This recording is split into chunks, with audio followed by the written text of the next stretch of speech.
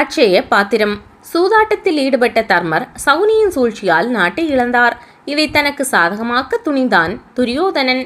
தங்களுக்கு அடிமையான தர்மர் 12 ஆண்டு காலம் வனவாசம் செல்ல வேண்டும் என்றும் அதன்பின் ஓராண்டு காலம் அஞ்ஞாத வாசம் மறைந்து வாழ்தல் செய்ய வேண்டும் என்றும் நிபந்தனை விதித்தான். இதை சரிவர கடைபிடித்தால் இழந்த நாட்டை மீண்டும் தருவதாக உறுதியளித்தான். வனவாச காலத்தில் பாண்டவர் உயிர் இழந்து விடுவார்கள் என்றும் அப்படி அவர்கள் இறந்துவிட்டால் நாடு தனக்கே சொந்தமாகிவிடும் எனவும் கணக்கு போட்டான். நிபந்தனைக்கு கட்டுப்பட்டு தர்மர் தம்பிகளான பீமன், அர்ஜுனன், நகுலன், சகாதேவன், மனைவி திரௌபதியுடன் காட்டிற்கு புறப்பட்டார். அவர்களுடன் அந்தணர்கள் பலரும் அவர்கள் மனைவியர் முனிவர்களும் பின்தொடர்ந்தனர். தன் மீது கொண்ட நல்லெண்ணத்தால் அவர்கள் பின்தொடர்ந்தாலும் கங்கைக்கரையை அடைந்ததும் நாடு திரும்பி விடுவார்கள் என தர்மர் கருதினார். கங்கைக்கரையில் பிராமணம் என்னும் ஆலமரத்தடியை அனைவரும் அடைந்தனர். அங்கேயே தங்கினர்.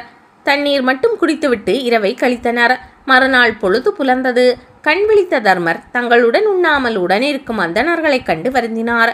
வேதத்தில் சிறந்த உத்தமர்களே, உங்களின் அன்பை கண்டு மனம் நெகிழ்ந்தே நாங்கள் காட்டில் கிடைக்கும் காய்கனிகளை மட்டும் உணவாக ஏற்று வாழப்போகிறோம். அங்கு விலங்கு நடமாட்டம் இருக்கும். அரக்கர்களின் அச்சுறுத்தலையும் சந்திக்க நேரிடும். இதனால் இங்கிருந்து நாட்டிற்கு கிளம்புங்கள் என வேண்டினார். அந்தணர்கள், தர்மபுத்திரரே, எங்களால் சிரமம் உண்டாகாது. உணவுக்காக காய்கனிகளை நாங்களே தேடிக்கொள்வோம். உங்களுக்கு பக்கபலமாக ஜபம் வழிபாட்டில் ஈடுபடுவோம்.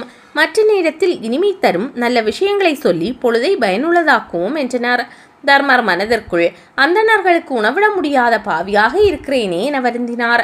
அவரது எண்ணத்தை அறிந்து கொண்ட தௌமியர் என்னும் முனிவர், தர்மபுத்திரரே, வருந்த வேண்டாம். சூரிய தேவருக்குரிய ஆதித்ய மந்திரத்தை உபதேசிக்கிறேன். கழுத்தளவு நீரில் நின்றபடி ஆதித்ய மந்திரத்தை ஜபித்தால் சூரியனின் அருள் கிடைக்கும்.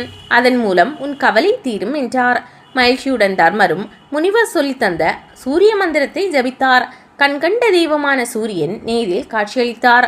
தர்மபுத்திரா, உன் தேவையை நான் அறிவேன். இதோ இந்த அட்சய பாத்திரத்தை பெற்றுக்கொள். இதன் மூலம் அனைவருக்கும் அன்னமிடும் பாக்கியம் அடைவாய் என சொல்லி பாத்திரத்தை அளித்தார். தர்மர் அதை திரௌபதியிடம் கொடுத்தார். அவள் அதிலிருந்து 4 வகையான சுவைமிக்க உணவுகளை வரப்பெற்றாள்.